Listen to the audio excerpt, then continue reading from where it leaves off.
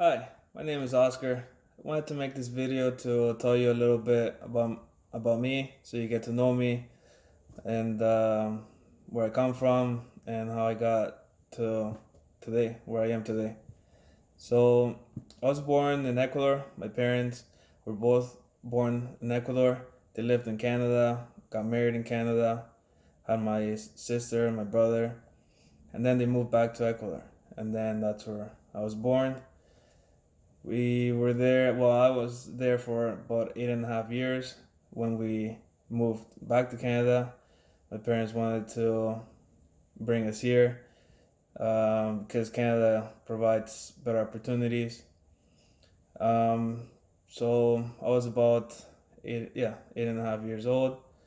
Um, Went to high school. When we came to Canada. We came to Toronto, lived there for a couple years. Then my parents bought a house in Brampton. Went to high school, made lots of friends. And then after high school, I didn't really know what to do career wise. My dad was always interested in the automotive industry. He was a mechanic. He went to school to get his license. So he suggested that I work if I was interested in the automotive industry. So not knowing what else to do, I decided to give it a shot, and I ended up liking it. Did my apprenticeship at a small mechanic shop, and finished. The apprenticeship was about 4 years, and with three different levels of schooling. I don't say 3 years because it doesn't take a full school year to do each level. Each level you can finish it, I think, in about 3 months if you do it full time. So went through my apprenticeship, did all the schooling for it, got my license in 2011 with Red Seal. If you don't know what Red Seal is, that just means that with my with that license you can work anywhere in Canada. Um, so licensed since 2011. Did my apprenticeships at two private shops. Once I became licensed, I got an opportunity to work for a construction company. That was a really good opportunity because I would work on everything from small engines um, uh, like a lawnmower type of engine to dump trucks. But I don't know, it wasn't really for me. I just wanted to stay working consistently on cars. I wanted to experience the dealership kind of work style, so I got a job at a Ford dealership. I was there for a couple years. Did a lot of the manufacturer training with Ford, and once you complete about halfway through the courses, you get senior tech status, which I achieved. Um, from there, I wanted another challenge. Throughout my whole automotive career, most people are always kind of intimidated by the German manufacturers. So I decided I wanted to be one of the few in a way, or give it a shot and see if it really is that much harder or complicated to work on those cars. And that's when I applied and got an opportunity to work for an Audi dealership. I was there 4.5 years, and it was awesome. Like, the cars are great, working on them is awesome, and just the difference between domestic to European, more specifically German dealerships, like, it's night and day. More sophisticated, more tools, cleaner environment, and I mean, getting to drive the cars was probably the best part. Comes in, you fix it, and you get to take it on the road test. So I've been working on Audis for, I think, close to 6 years now, and I I'm now turning 32. I've been doing this since I was about 18, so been in the industry quite a long time, and thanks to the industry, I have a house and I'm able to live comfortable lifestyle, and it's been great. It provides for me. Um, but seeing as kind of the industry for mechanics doesn't really offer anything more from this point. I mean, from here I could probably go and be a foreman, but those job opportunities are far and few. And usually, when the spot opens, there's somebody already in line to take that spot, anyways. Also, I see what it does to techs that have been in the industry for a really long time and close to retirement.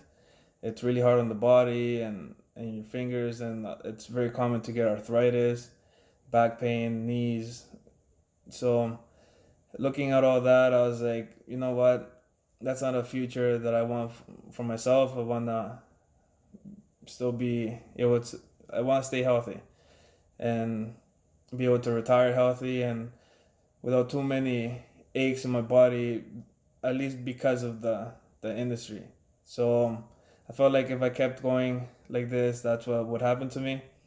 So I started kind of researching and seeing what else I could do and maybe start something on the side that I can build on my own and the way I wanted to and not have a ceiling and just take it as far as I wanted to. So seeing as my brother has been he's a real estate agent and he's been doing it for a really long time, and now he's pretty successful.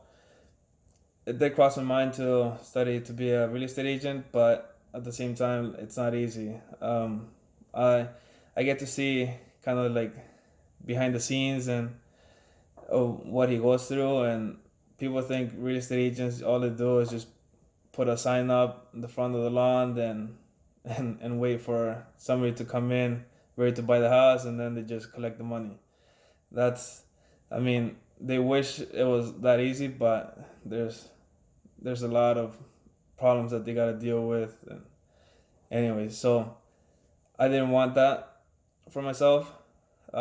Yes, the potential to make a lot of money is there, but the amount of sacrifice you gotta make is just as much. So I'm more of a hands-on kind of guy. Wanna and being in the automotive industry has allowed me to train my eyes to and ears to listen to issues and look for problems. I mean, sometimes friends get annoyed when they give me a ride and I hear a noise or something, and right away I start like kind of telling them all the issues that they have on their car. So you gotta cut back on that because they've told kind of gets annoying. They think their car is fine, whatever, and then I get in the car and kind of tell them that it's almost like falling apart. Um, so like, and I mean that just happens naturally. Like even if the car beside me is driving by and I hear a noise, I can kind of be like, oh, there's something wrong with a certain component. So I didn't wanna. I wanted to do something along those lines, and then so basically, integrating the real estate aspect from my brother being in the industry and with my background, I decided to try building a business with home inspections. Um, I mean, like with cars, we deal with electrical systems, plumbing on the cars with cooling, HVAC, heating and air conditioning. Same thing, vehicles have. The systems are, I can't say identical, but the the basics, the principles are similar to a home and a car. So yeah, electrical, mechanical, plumbing, heating. So I felt like it could be a smoother transition. I just needed to get the training and know what to look for in the house as opposed to a car, and get to. So I did the training for home inspection with Carson Dunlop, and they're great. Like I did. There's lots of training programs out there. Um, Internachi, something like that is one of them. Based out of, I mean, they all come from the U.S., but and they all deliver the programs in different formats and whatnot. But what I liked about Carson Dunlop was the way they deliver the material. It's all you buy these huge binders with illustrations and all the information that's on there. You can do the coursework directly through Carson Dunlop website, or you can do it through an Ontario college, which is the route that I went. I did it through Georgian College, and so you buy all your books. There's coursework to do along the way, small assignments, midterm quizzes, and then the final exam is when you go into the college and do your exam online. It's just that there's got to be a teacher there making sure that you don't cheat.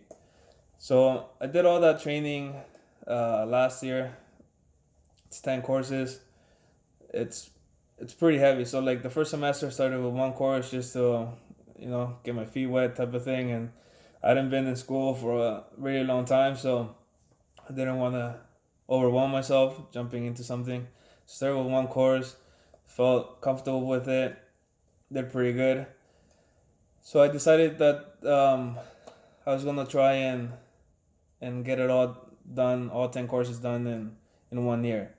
And the only way I could do that was by doing 4 courses the following semester and then 5 courses on the final semester of the year. That was super challenging especially because last summer when I was doing the 4 courses, at the same time me and my fiance were planning our wedding. So we had a lot of appointments to go see venues and decor and talk to photographers. And the whole process can get super expensive, like finding out different pricing, and we have a budget, so trying to stick to that budget, you have to do a lot of research, talk to a lot of people, and see what each whether it's the venue or the photographer, their packages that they offer and the pricing, and so it's a lot of work.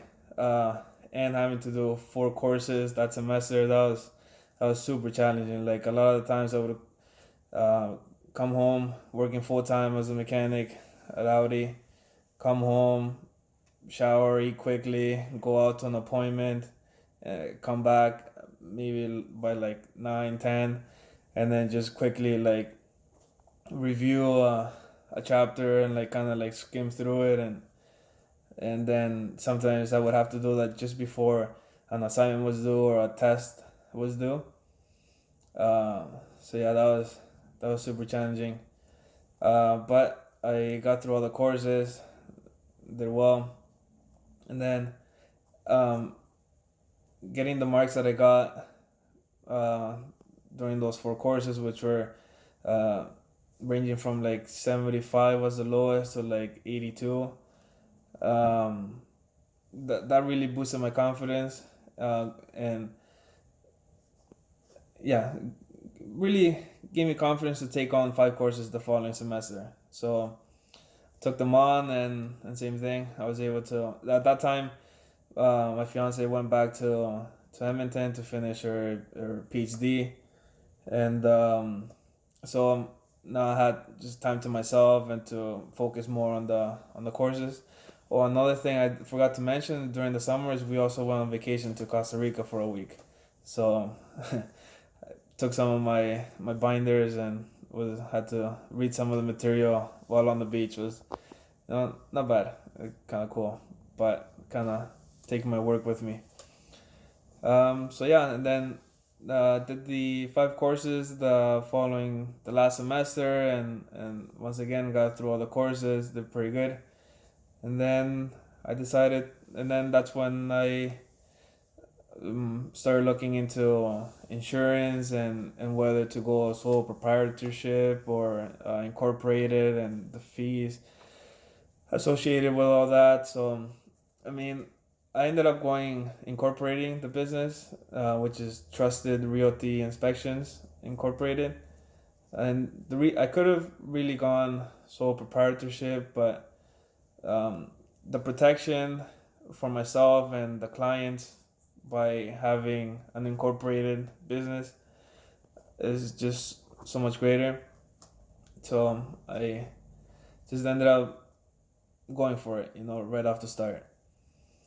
Um, and yeah, so right now I work full time in the automotive industry as a service technician or a mechanic, automotive mechanic, and then doing home inspections on the side. I have all the tools and equipment. It's not that much tools and equipment that you need, but I have a drone so that I don't have to climb on roofs and like because like with the ladder you can ruin some components and the gutters, and walking on the shingles and stuff isn't ideal. I mean, they're not meant to be walked on, so you can potentially cause some damage. Also, you might find out that the roof is rotten the hard way, but make it, stepping on the rotten part of the roof and potentially falling through. So that's not something that I'm interested in.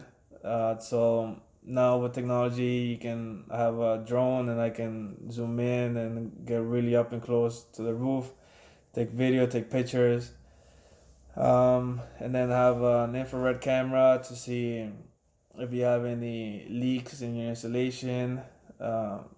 And the best time to check your installation is the winter. The colder it is, the better. The easier it is to find leaks. And yeah, you can check that. It helps you check for water leaks also, like old, like if something's been leaking previously, not necessarily during the inspection you might find it, but it leaves residue. I have other equipment to check moisture levels in different surfaces, and I also and then all that comes together into the inspection software that I also went with Carson Dunlop. They have an inspection tool that's called Horizon. And once again, like to me, it seemed like the best option. It's super easy to use on my side to build the report, and for the clients to go through it, understand it. I'm able to add pictures that I take during the inspection and add illustrations to help the client understand what they're looking at. Um, and then, yeah, so I'm able to offer really competitive pricing because it's not something that I need to pay my bills. It's something that I'm building. I'm able to keep prices lower and be there for the clients if they need me to explain the report more.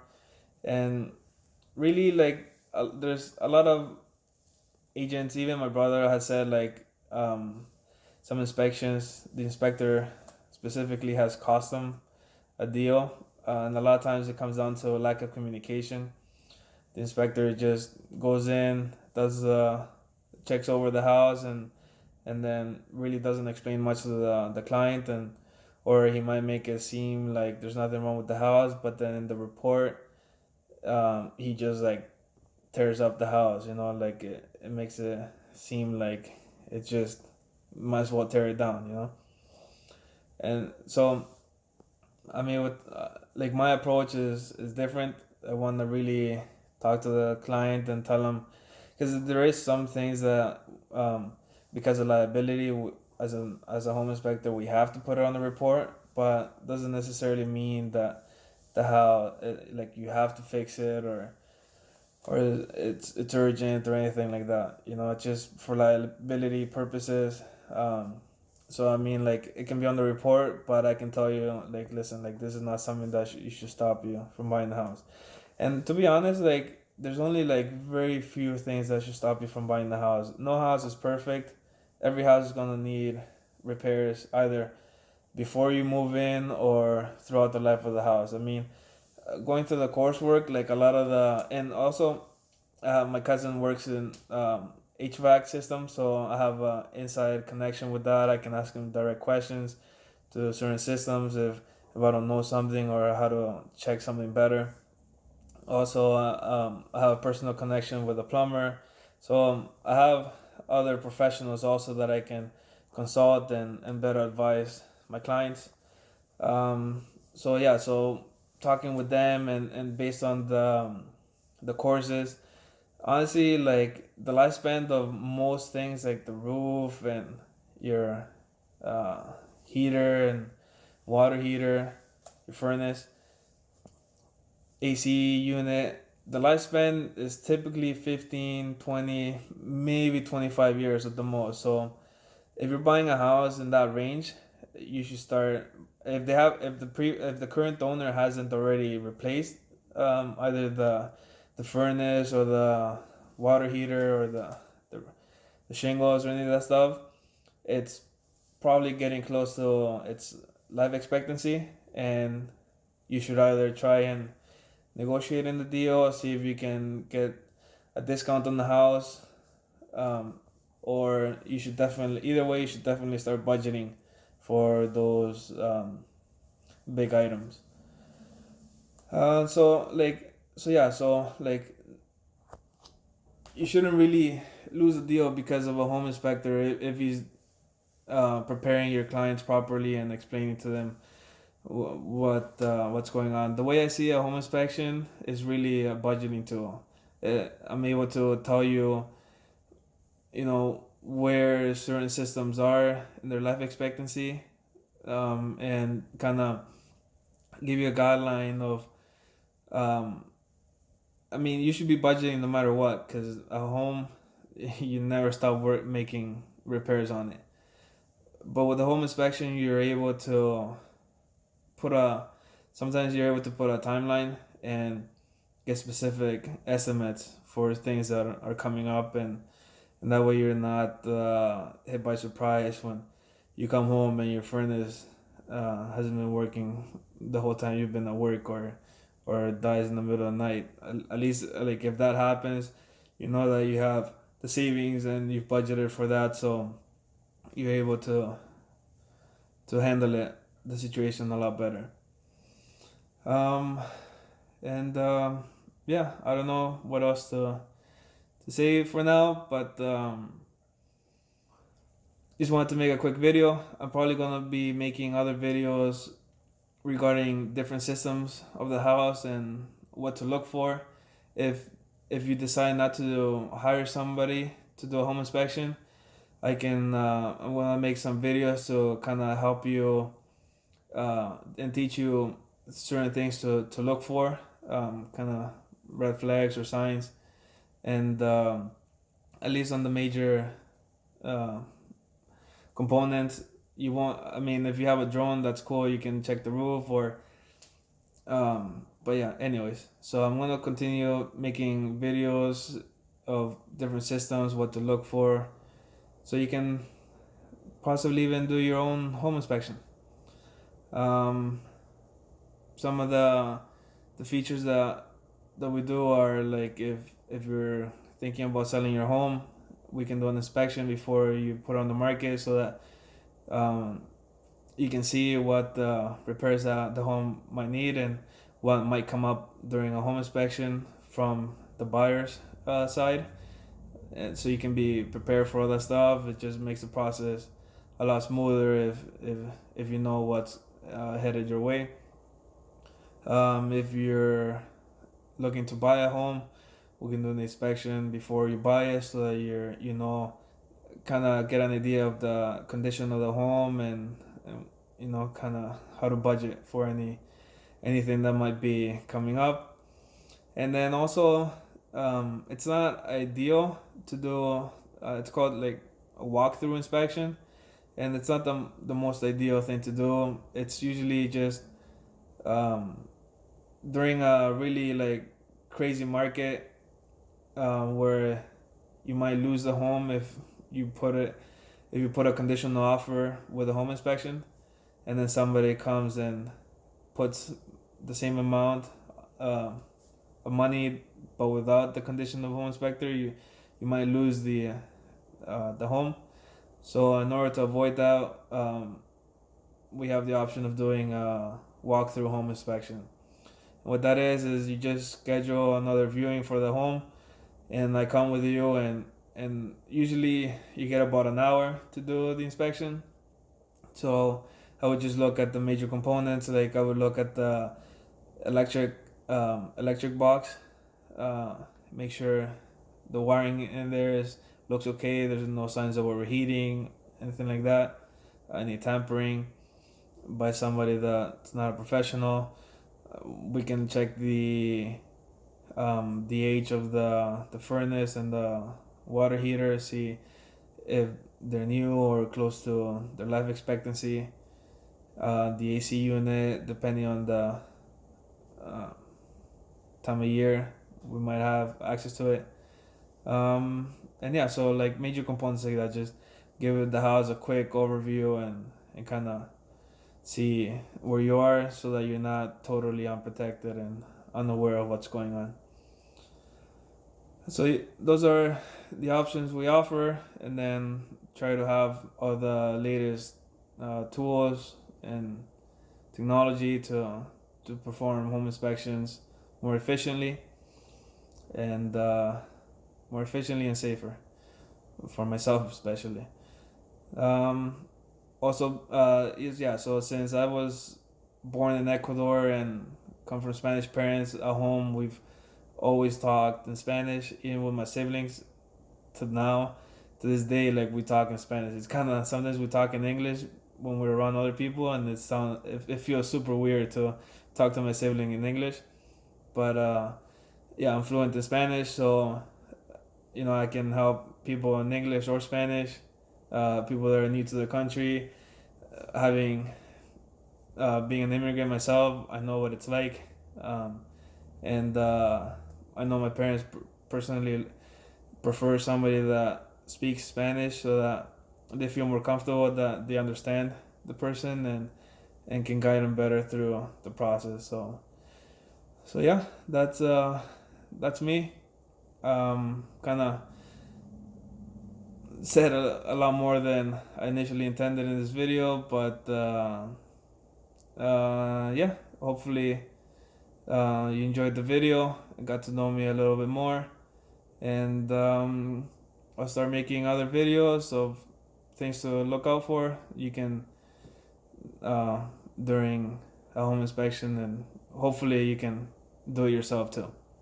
Save yourself some money, even though a home inspection really isn't that expensive. That being said, I should say, for me, they range from $350 up to like $500-600 for the inspection. It usually takes about 2 to 3 hours, and those prices are plus tax, of course. Always gotta contribute to the government. So yeah, that's it for now. Take care. Thanks for watching.